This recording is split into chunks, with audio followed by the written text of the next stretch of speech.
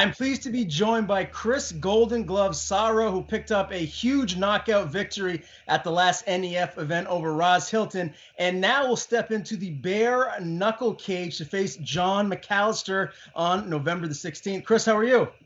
Doing good, man. How are you? I'm good. I had to get you on this program, especially after such an enormous knockout. It was heard not only all around New England, but all over the country. That made national news over a very large man, and Ras Hylton.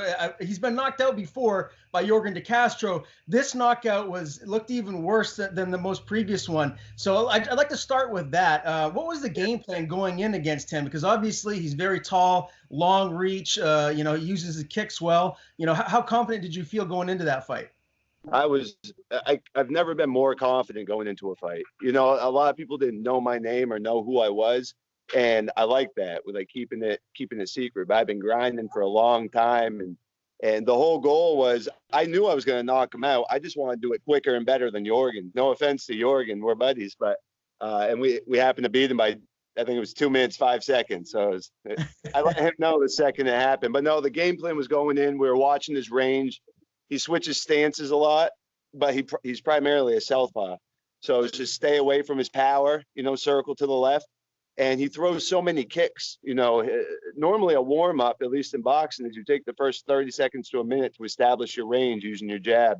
His jab is his kick or his teep.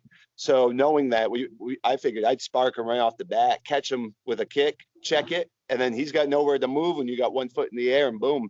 We drilled that combo probably over 1,000 times. We drilled it while we were getting ready to walk to the cage, and right when the music started playing. So I knew what was going to happen. It wasn't a surprise to us. Well, it clearly worked out very good for yourself. Well, one of the things I was curious to hear your thoughts about, I talked to a couple of people after the fight, and some people were confused as to what Ras was doing with his hands. He was doing a lot of this motioning. It almost seemed like to me he was trying to prevent you from coming in and landing, a big shot, just to try and use his reach to kind of keep you at bay. Did you think that was a smart technique? Absolutely not. It was one of the worst techniques. No offense to it's Raz, just respect. It was a terrible technique. We went out to eat after, and that was the first question I asked him. I said, "What was that all about?" And it was his way of trying to be a distraction to keep me busy.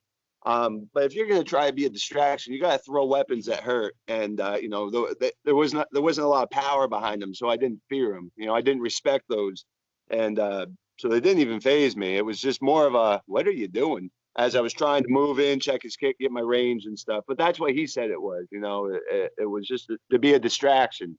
But now if you're going to throw something out there to be a distraction, it better make an impact. You know what I mean? Yeah, no doubt. Did any of his kicks ever land and hurt you at all and make you kind of question what you were doing? Yeah, you could feel the impact of them. I mean, I didn't enjoy them, but not one thing he did hurt me, not at all. I think I caught a toenail.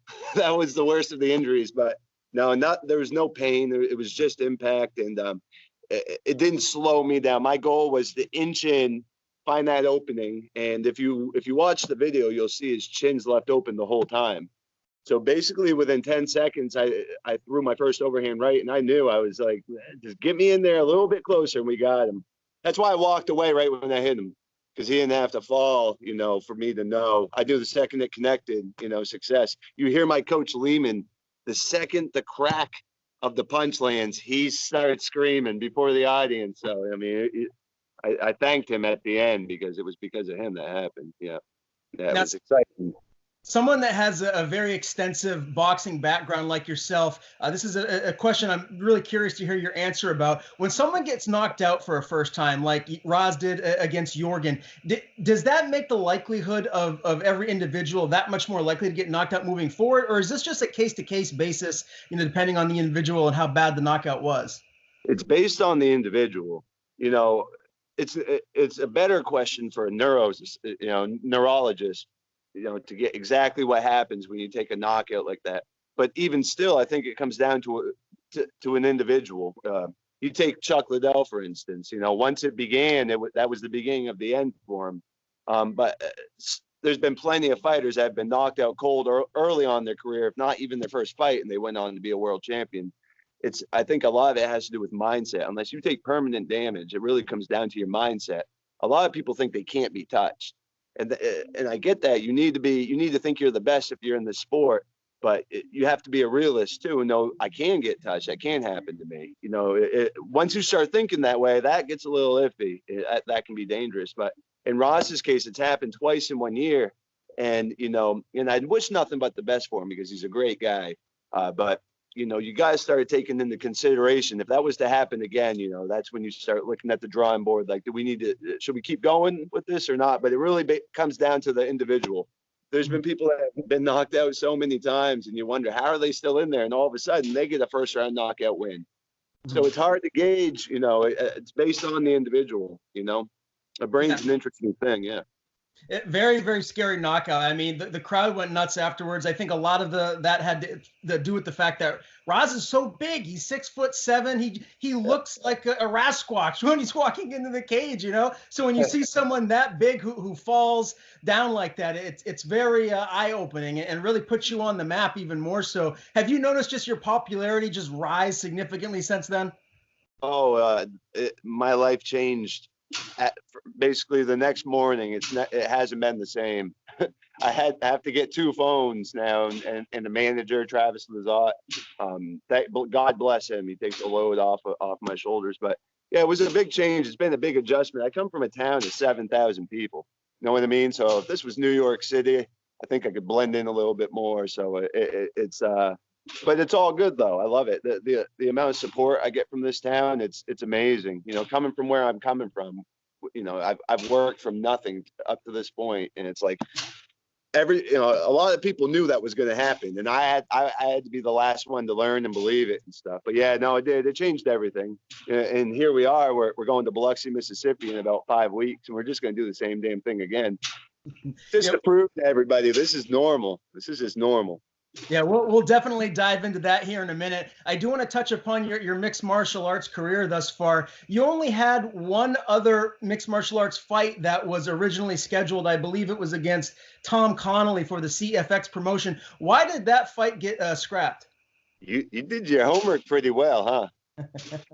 Honestly, neither of us remember. There was something we just talked about it. I forgot all about Tom. That was a long time ago. That was when I started off in this game under Marcus Davis, and the secret's out now. But we didn't tell anyone coming into this fight with Ras that I have years of kickboxing, years of jiu-jitsu.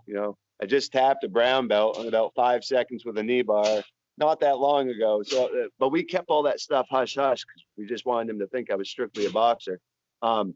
I don't remember what happened, honestly, with Tom Connolly. I know it had nothing to do with us personally. It had something to either do with his team, his coach, or he had. I don't want to put it on him, but I know it had nothing to do with me on my end. It was so long ago. We were so young.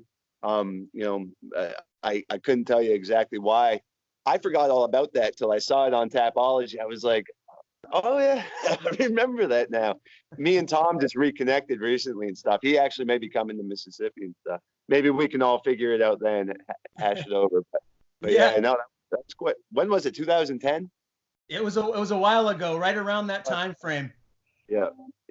No, that was way back, and I ended up blowing my rotor cuff out not long after that, and so I had a nice layoff. And when I came back, I just always wanted to compete as a boxer in the beginning, to come back into MMA, but compete as a boxer because it runs in our family. My grandfather on both sides are both Golden Glove boxers. And my grandpa Sarro, my father's grandfather, it was a pretty well-known boxer in the New Haven area. And so for me, growing up with those stories as a kid, I loved MMA. I loved Marcus, Garth, all the respect to everyone from that gym. But I wanted to start my career as a boxer. So I started back at Wyman. Yeah. Yep. Well, 2 years later. Yeah. Time flies, and here you are now after a huge knockout win for your first pro fight as a mixed martial artist. Now you're going on to fight for one of the biggest promotions in the country, Bare Knuckle Fighting Championships, and they're really taking off. How do you feel you're going to be able to transition into fighting for such a big promotion right out of the gate? I do my best under pressure. When I showed up to the Collins Center in Orono, that's no small venue. And I had every single family member, friend, people I forgot that I met 15 years ago that bought tickets to show up. So if there was ever a time for me to, I've dealt with nerves in the past. I fought in Times Square under Devin Cormick and Heather Hardy, Bellator fighter, for Gleason's gym. That was one of the most frightening things in the world because I knew nobody there. And so when I showed up to the Collins Center, it was just one of those things where it was like, this is my hometown. And I just embraced it like I'd done it 100 times before. And I learned that night that, I mean, it's, the crowd, the size and magnitude, it fires me. I perform better under pressure. So once I get to Biloxi, it's like, John's better, he better have Jesus and all the saints on his side. It's going to be bad. Chris, how did this opportunity come about? Because, obviously a huge win over Ras, but to go right into such a huge promotion that's really taking off, did you know that if you had a big win that you were on their radar, they were looking to sign you? I did. David, I'd been talking with David over a year, and he was trying to get me signed back in August 2018. And he was working hard with each commission from each state, and they just wouldn't accept someone who didn't have a one professional fight. So, but I still wanted to fight for the gloves. I know there's an age cutoff. So, come January, I had a chance to take a pro fight, and I still chose to go for the gloves anyways, because I thought I'd regret that forever if I didn't. But every day I wrote BKFC above my bedroom door. It was something that I knew I was going to work toward. Right down to the point where over a year ago, I was saying by June, I'm going to have a pro fight. By the end of June, I had a pro fight signed. 2 days after I moved back here, I signed that pro fight. And then I sent the contract to Dave Feldman, the president. And he says, get the win and we'll sign you. And he was the first person I messaged after that fight. I go, first knockout, first punch, first round. And he goes, all right, we'll talk Monday, 3-fight deal. So it was all a planned out step-by-step procedure to get to this point. And purely just visualizing it and working towards it. It was not an easy year. I lost my best friend. It was like my brother, and it was the hardest thing I've ever been through this year. That's a big reason why I pursued this and kept with it.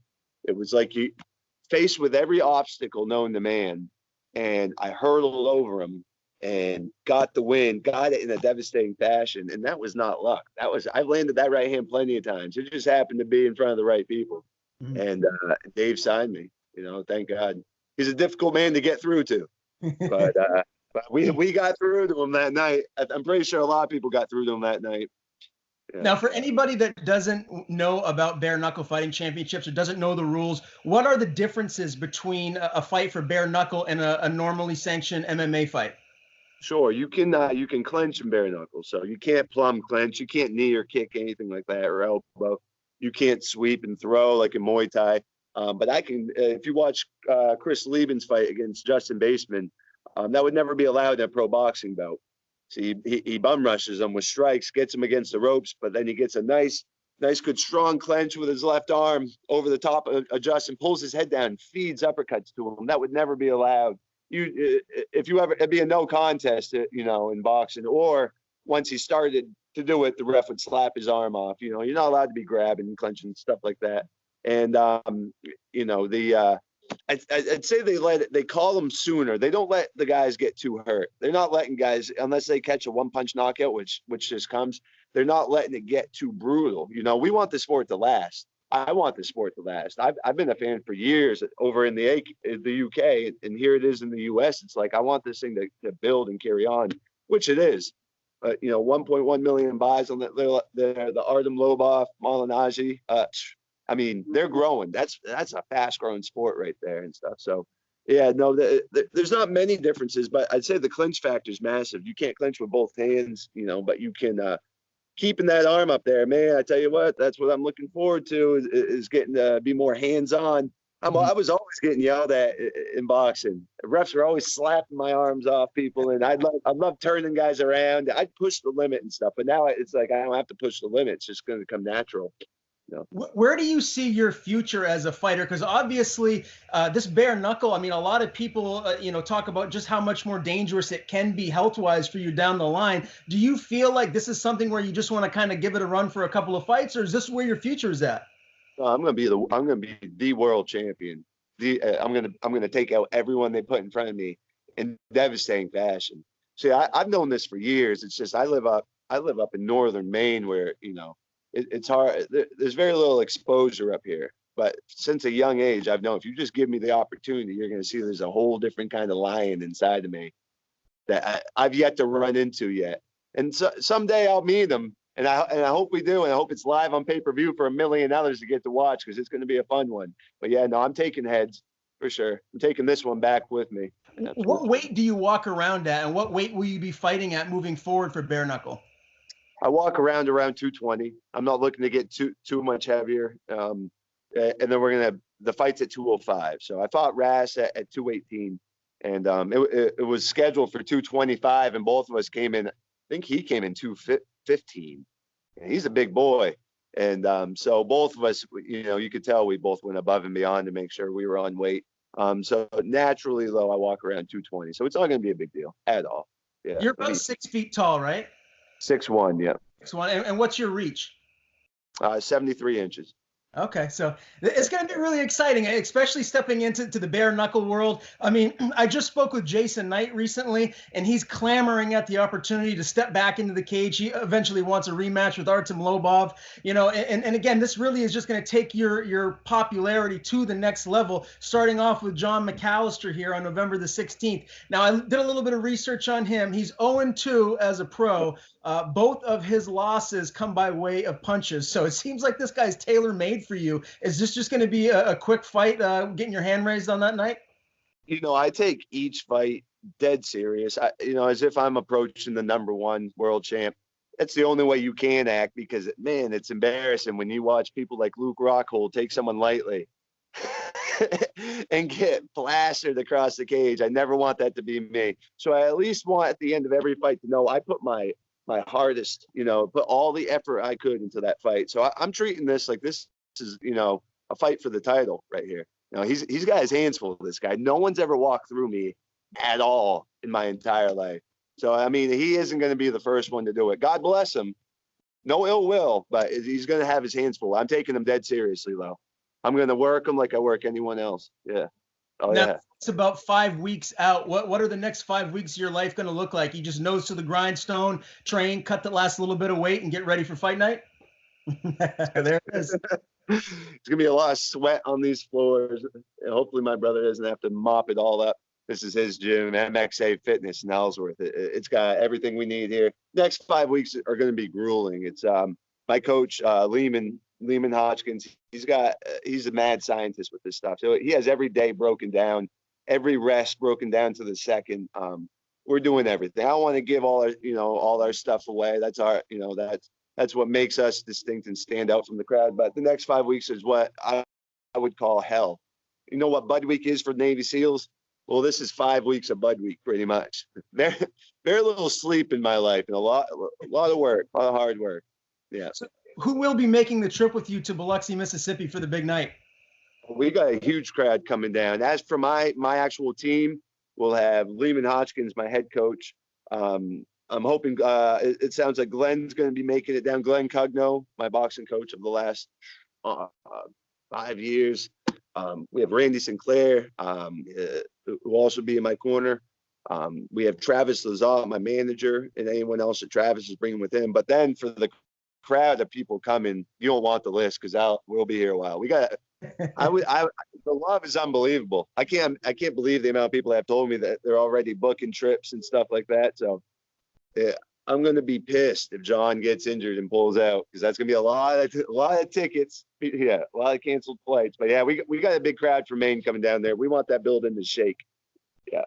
Well, hopefully, I'm sure David Feldman would find a replacement if that were to happen. Hopefully it doesn't, and the fight comes to fruition, so that won't have to be an issue.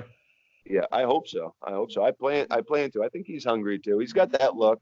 I haven't seen much on the guy, but he looks like he's coming, like he's game. I hope he is. Mm-hmm. I hope he is. Nothing worse than somebody coming and they're scared. You know what I mean? That's not a fun fight.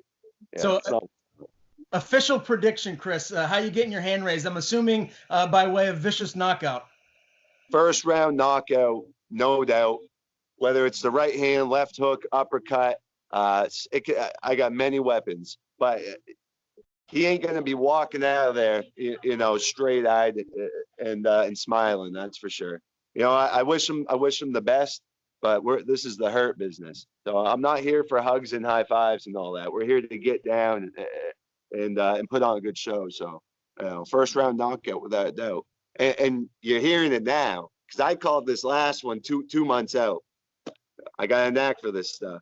Well, yeah. I'm looking forward to it, my friend. Congratulations, first off, on the big win over Ras. Very impressive over a tough opponent. He's been doing this for a while, so tip of the cap to you. Congrats on this big fight. Go get that W. We'll talk again soon. Before I let you go, I know you got a lot of sponsors, including this guy right here, Bert Falero from the Sea Dog. So you gotta give them some love, and anyone else you want. The floor is yours. All my sponsors, Bert from the Sea Dog. We had Bring It, Ben Durkee from Gouldsboro, Chad Linehan and the whole crew over at Right Way Auto. We have Fairway Auto, Tony Murray, Randy Sinclair from Sinclair Builders. My brother right over here, this is his gym here, MXA Fitness, John Morris and Nick Sarro. If you're in the Ellsworth Down East Maine area, come check this place out. I'm telling you, everything's state of the art here. This is where you want to be. And there's a bunch more coming. I'd love to just thank Ellsworth, Maine, and the whole state in general. The amount of love that's been poured out. That's to me what this is all about. You see the small towns come together to support like their hometown guy. It really makes me feel. It empowers me to go out there and put on my best performance. You know what I mean? And I don't get that anywhere else in life. So it makes me hungry. So I pray for this guy. I wish him the best. But like I said, it's gonna be good. First round knockout.